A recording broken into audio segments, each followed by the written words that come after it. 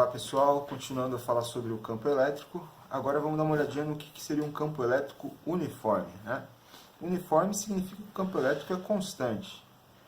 O vetor campo elétrico ser constante, ele tem que ter módulo constante, direção e sentidos constantes. Então, para que isso ocorra, as linhas de força elas têm que ser retas e paralelas, para que o vetor campo elétrico sempre tenha a mesma direção e sentido, e sendo paralelas igualmente espaçadas, ele terá o mesmo módulo. Esse tipo de campo a gente consegue quando a gente tem placas planas eletrizadas. Só que essas placas planas, para que o campo seja realmente uniforme, elas teriam que ser muito grandes, né? Seriam placas infinitas. Porque quando você se aproxima das bordas das placas, as linhas de força elas começam a sofrer uma deformação. Então, ou a gente fala aqui do campo elétrico uniforme entre placas planas infinitas, ou longe das bordas de uma placa qualquer. Beleza?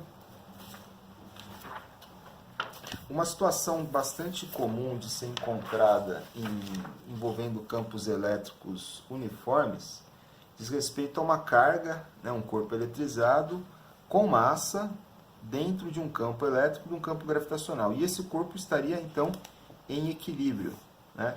Quando a gente fala equilíbrio, a gente está dizendo que a força resultante tem que ser igual a zero. Então, se o objeto possui massa e está dentro do campo gravitacional, esse campo gravitacional produz na massa uma força, que é o peso, a força gravitacional puxando para o centro da Terra. Se esse campo está em equilíbrio, ele tem que ter uma força dirigida para cima. Então, vamos pensar numa carga negativa. A massa vai gerar um peso para baixo. A carga negativa vai ter que ter sobre ela uma força eletrostática apontando para cima. Para ela estar em equilíbrio, essa força eletrostática tem que anular o peso.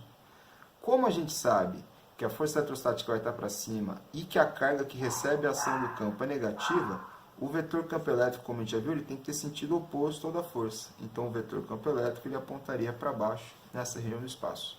Então, esse campo elétrico produziria nessa carga uma força com sentido oposto que anularia o peso. E aí, para que a gente consiga garantir as condições de equilíbrio, a gente teria que, para ter a força resultante igual a zero, o módulo da força eletrostática ser igual ao módulo do peso. Então, a carga vezes o campo elétrico teria que ser igual ao produto da massa vezes a gravidade.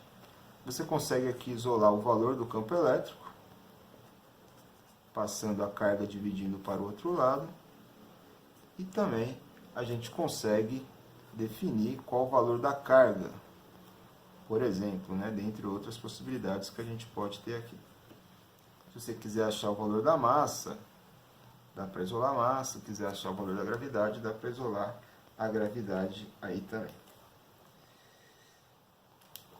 Continuando, né, em campo elétrico uniforme, vamos dar uma olhadinha agora no movimento de cargas dentro de campos elétricos uniformes.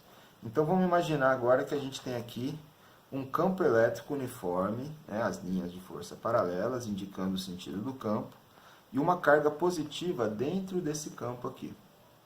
Essa carga positiva dentro de um campo elétrico sofre a ação de uma força elétrica que vai ter a mesma direção e o mesmo sentido do campo.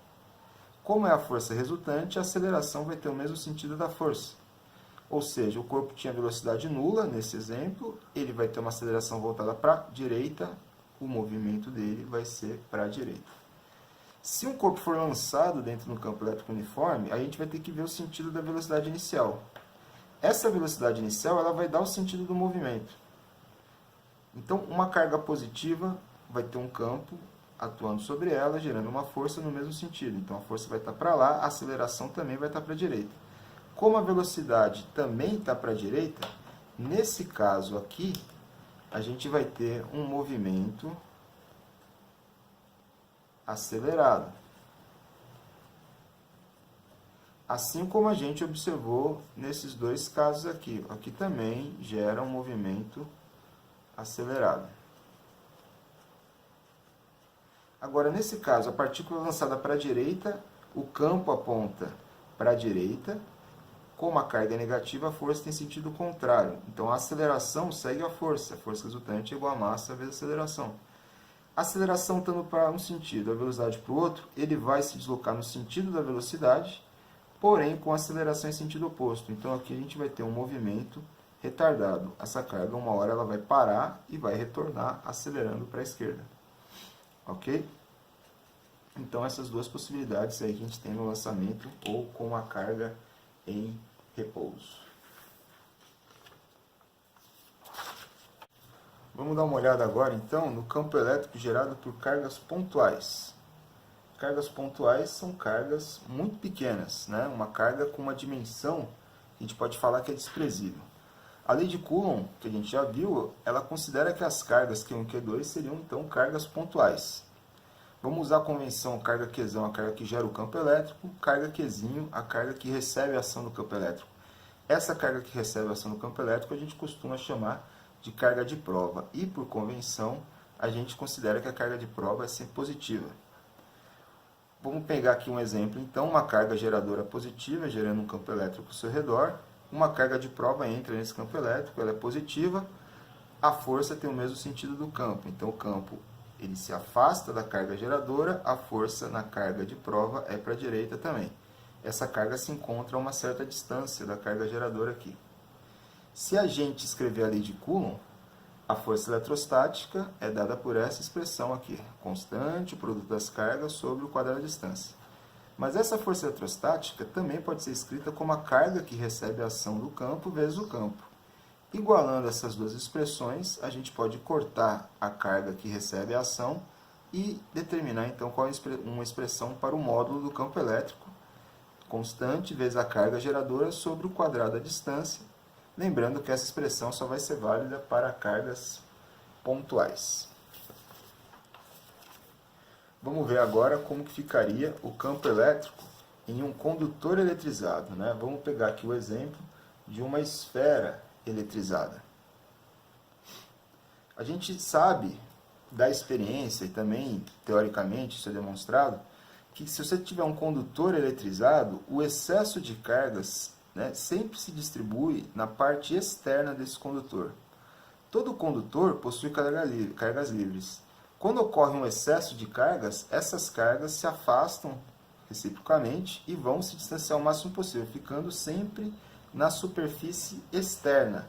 A carga que a gente vai ter no interior de um condutor eletrizado vai ser sempre nula. Se a carga dentro do condutor é nula, o campo elétrico aqui dentro também é sempre zero. Não importa se a carga em excesso seja positiva ou negativa, a carga interna vai ser sempre nula, bem como o campo elétrico será nulo também. Esse efeito a gente chama de blindagem eletrostática. Blindagem eletrostática ela garante que dentro de um condutor a gente não vai ter carga nem campo elétrico. Então a gente observa que um automóvel, quando recebe uma descarga elétrica, um raio, é muito comum falar que o lugar mais seguro para a gente ficar é dentro do carro. Isso porque o carro é de metal, as cargas vão se distribuir na parte externa e o interior do carro vai estar seguro, sem carga e sem campo elétrico. Condutor eletrizado em equilíbrio eletrostático, essas cargas alcançaram uma situação de equilíbrio, então não há movimento relativo entre elas, as distâncias entre elas ficam as mesmas e o corpo então se encontra em equilíbrio eletrostático. Caso a gente tenha uma ponta, né, uma geometria não esférica com uma ponta, uma saliência, nessa ponta vai ter um maior acúmulo de cargas. Então a gente vai ter uma maior densidade de cargas elétricas quando a gente se aproxima das pontas de um material, né? Os para-raios eles são altos e pontudos, então ocorre uma maior concentração de carga, como ele está ligado na Terra, ele vai ter uma maior concentração de cargas e vai atrair a descarga elétrica para ele. Vamos ver agora como que fica a situação de uma esfera eletrizada. Uma esfera condutora, a gente vai ter o excesso de cargas na superfície externa, né? Como a gente acabou de falar, a carga interna vai ser nula num condutor eletrizado. O campo elétrico interno aqui também vai ser nulo. Mas, fora da esfera, essas cargas vão gerar campos elétricos que não serão nulos, né? A questão é, se eu pegar um ponto afastado dessa esfera, a uma distância x da superfície da esfera, como que a gente calcula o campo elétrico nesse ponto aqui? Devido à simetria da esfera, a gente pode considerar que toda essa carga elétrica que está distribuída na superfície externa vai estar concentrada no seu centro. Então, apesar da carga estar na superfície externa, matematicamente a gente pode considerar que essa carga está concentrada no centro da esfera. Então, quando eu pego um ponto externo à esfera aqui, eu posso usar para esse ponto, ao calcular o módulo do campo elétrico, a mesma expressão para cargas pontuais, considerando que toda essa carga esférica se comporte como uma carga pontual concentrada no centro da esfera. Aqui a gente tem o raio da esfera e a distância do ponto à superfície. Essa distância aqui é a distância desse ponto até o centro da esfera. Então vai ser o raio da esfera mais a distância do ponto em relação à superfície da esfera. Do gráfico do campo elétrico em função da distância para uma esfera condutora eletrizada, a gente tem aqui no eixo vertical o campo elétrico, né? E nesse eixo a distância. Quando essa distância é menor do que o raio da esfera, isso significa que o ponto que a gente está imaginando, o campo elétrico, se encontra no interior da esfera. E aí o campo é nulo, por isso que a linha do gráfico ela segue aqui junto com o eixo. Quando eu penso num ponto fora da esfera, a distância vai ser maior do que o raio, vai ser daqui para frente. Então, para fora da esfera, eu posso considerar, como a gente viu, que toda a carga está concentrada no centro e calculo o campo como para uma carga pontual. Então, o gráfico é inversamente proporcional ao quadrado da distância, só quando eu pego daqui para cá. Quando eu pego dentro da esfera, o campo vai ser nulo. E para finalizar, vamos dar uma olhadinha no campo elétrico resultante. Se a gente tiver mais de uma carga elétrica, vamos ter mais de um campo. Cada carga vai gerar um campo. Então, por exemplo, se eu tenho uma carga Q1, nesse ponto ela geraria esse campo elétrico E1. Se eu tiver uma carga Q2, nesse ponto ela geraria um outro campo elétrico E2. Qual o valor do campo elétrico nesse ponto? É a soma do campo gerado pela carga 1 com o campo gerado pela carga 2. Só que é uma soma vetorial. Então, desenhei aqui o método do paralelogramo só para a gente visualizar como que seria o vetor campo elétrico resultante. Para resolver essa soma, você pode usar método paralelogramo, decomposição ou polígono, dependendo da situação. Caso a gente tenha mais cargas, n cargas, vamos ter n vetores campo elétrico. O resultante será a soma desses n vetores. Ok? Obrigado e até a próxima. Valeu!